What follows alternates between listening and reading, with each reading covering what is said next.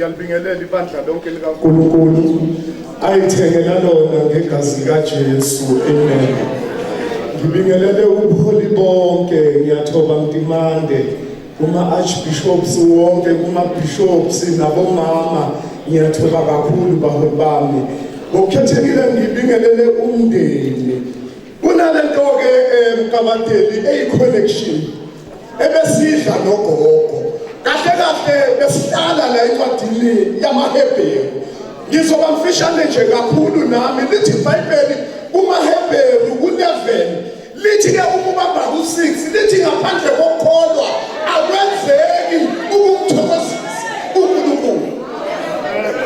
Ngifuna ukuthi ebesikudla nogogo ebethi kuko konke mkaze nikwenzayo qala kholwani ukuthi uNkulunkulu uyinkosi nomsindisi, noma-ke uJesu walinqoba ithuna. Sisothe emndenini ebesikudla nogogo besidla umqulu bakushoyo. Ayike besikudla nogogo yizwi likaNkulunkulu besithi masihlezi nogogo athi baholi bami kuzofika isikhathi lapho izinto zonke ziphelelwa isikhathi, kepha-ke iyodwa into engaphelelwa isikhathi yizwi likaNkulunkulu eliyoba ingunaphakade. Inkosi yokusibusise. Amen.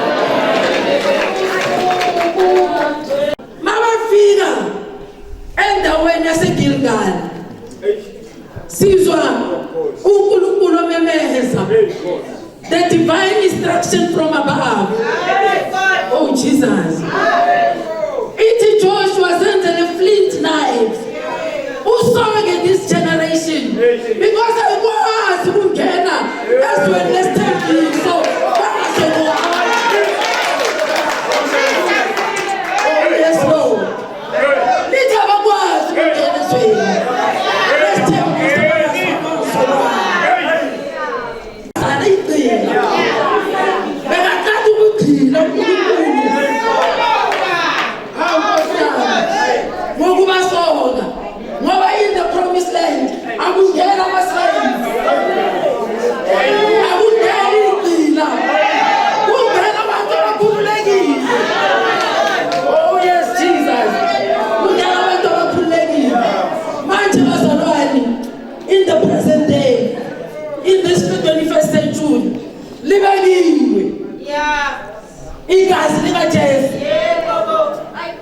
the new covenant. No Nkulunkulu. Igazi likaJesu. Esiyongena ngalo ekhaya. uJesu mayehla ezulwini aphethe iqiniso nomusa. Uthi mina ngiyidlala neqiniso nokuphila.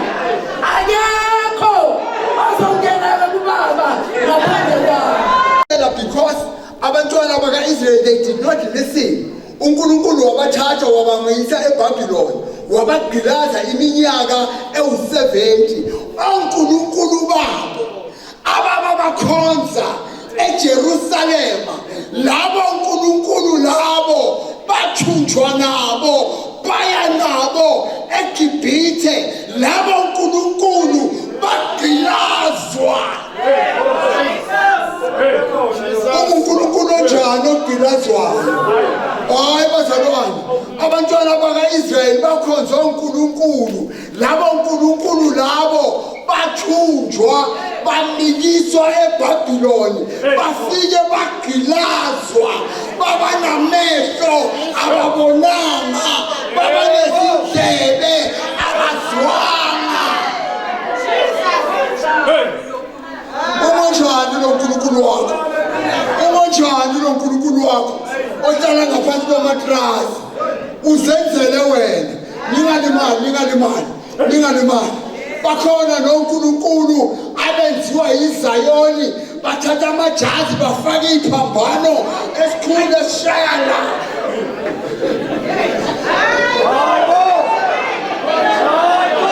Amandla ebandla asejazini. Hayi bazalwane, amandla ebandla asejazini. Amandla ebandla aseyiphambanweni.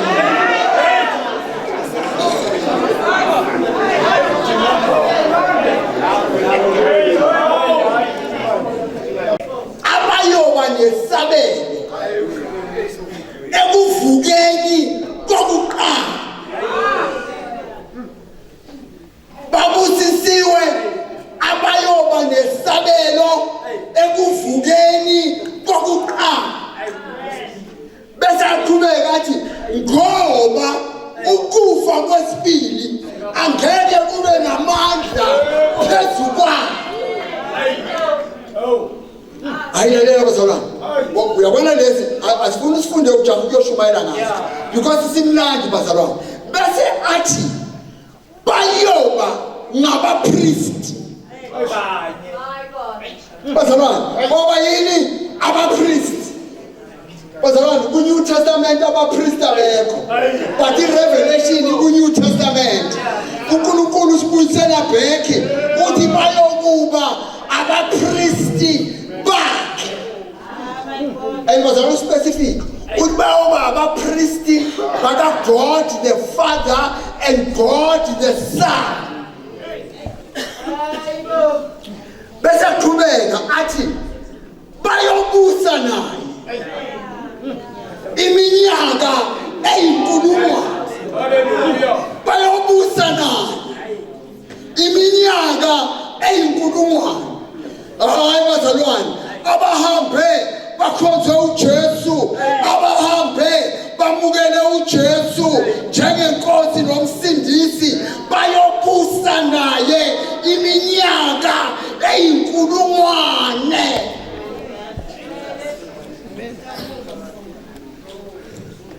Bazalwane, these are scriptures engiziduduza ngazo because babudlamini labantu abadala angeke bakushiye. Laba bestep sasa, laba bestep babudlamini sasa kungaba khona the new. Sasa kungaba khona the new kulaba bestep. Ke babogogo, count them as members abangasoze bakushiya.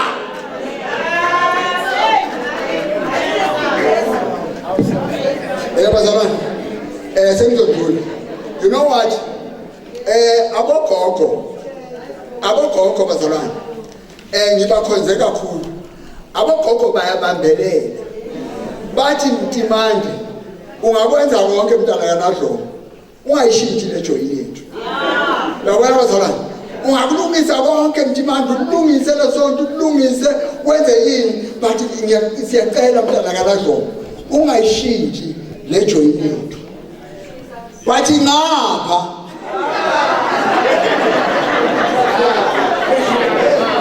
what I mean, uyabona ngapha yile ngibangane ebesishumayela nabo against into eyithize.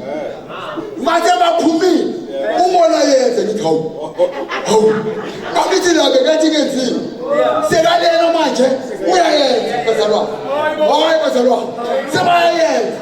Hawu bazalwane, lento besindawonye mose sithi kenziwe so ungale uyayenza.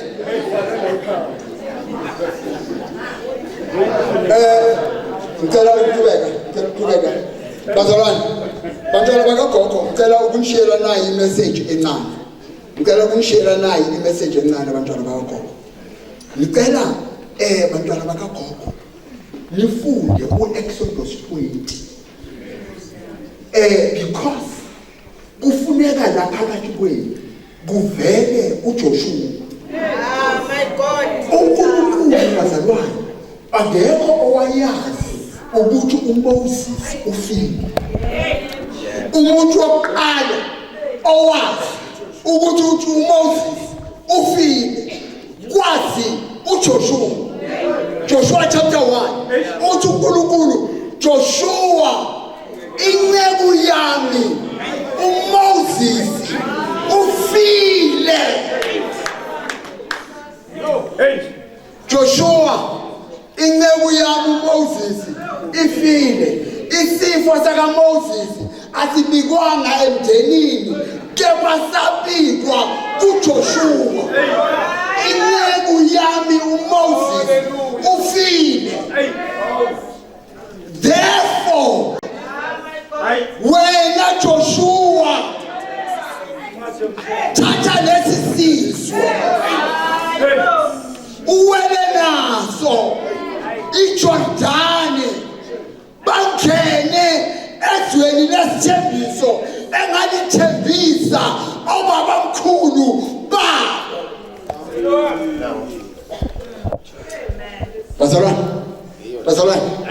ningalimali zawenza kithi ningalimali zawenza kithi yabona bazalwane uNkulunkulu khona into amkusisa ngayo uma uMoses ashona ithuna lika Moses nabakwaba abalazi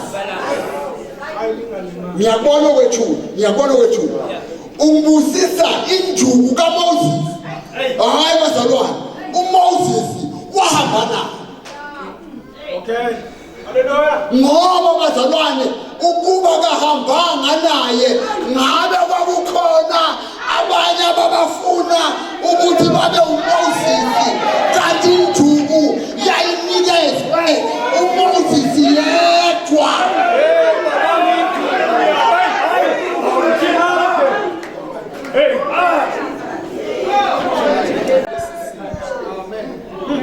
kubeka nalesi sizwe sakamkhize uwele naso iJordan lalelani bantwana bami uso uNkulunkulu sowutshentsha instruction ayinikeza uJoshua uthi Joshua hawu bazalwane noma ngabhalanga lokho ungafuni injuku kaMoses kepha Joshua